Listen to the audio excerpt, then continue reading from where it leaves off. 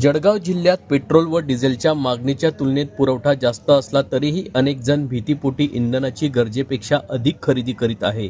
त्यामुळे petrol pump लवकर बंद होत असून या टंचाईचे चित्र उभे राहत आहे।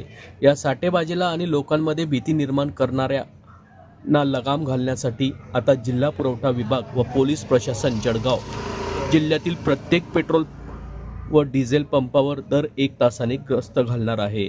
जळगाव जिल्ह्यात गेल्या 3 आठवड्यापासून पेट्रोल डिझेलच्या मागणीत अचानक वाढ झाली आहे। पंपावर वाहनाच्या रांगा लागत असून साठा लवकर संपताना दिसत आहे। LPG गॅस पाठोपाठ पेट्रोल व डिझेलच्या बाबतीत टंचाईचे चित्र निर्माण झाल्याने सगळीकडे काळजीचे वातावरण तयार झाले आहे। प्रशासनाकडून दिवसातून 2 वेळा पंपावरील उपलब्ध साठ्याचा आढावा घेतला जाणार आहे। जळगावचे जिल्हाधिकारी रोहन घुगे, पोलीस अधीक्षक श्रीकांत धिवरे यांनी यावेळी जळगाव शहरातील पेट्रोल पंपावर पाहणी केली आहे। या संदर्भात पोलीस अधीक्षक श्रीकांत धिवरे नेमकं काय बोलले आहेत ते जाणून घेऊयात। आज माननीय कलेक्टर साहेबांच्या आम्ही दोघांनी एक अतिशय विस्तृत प्रत्येक पेट्रोल पंप निहाय आम्ही आता एक VC घेतली। त्या VCमध्ये सर्व पोलीस अधिकारी, SDO, तहसीलदार, DSO आणि संबंधित पेट्रोल आणि डिझेलचे सप्लायर हे सगळे त्याच्यामध्ये सामील होते। त्यामुळे आज परिस्थिती अतिशय नॉर्मल आहे।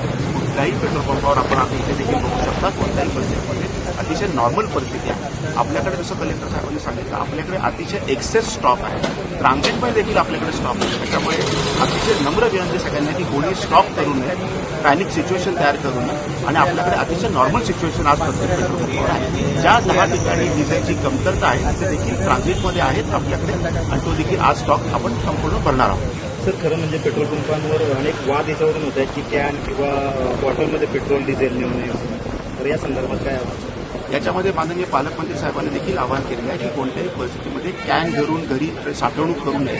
आपण ॲम्पल फॉर्मॅटमध्ये आपल्याकडे पेट्रोल डिझेल अवेलेबल आहे। त्याच्यामुळे या पर्यायाचा कोणीही वापर करू नये। आपण पेट्रोल पंपावरच पेट्रोल आणि डिझेल न्यावे अशी सर्व नागरिकांना एक विनंती आहे।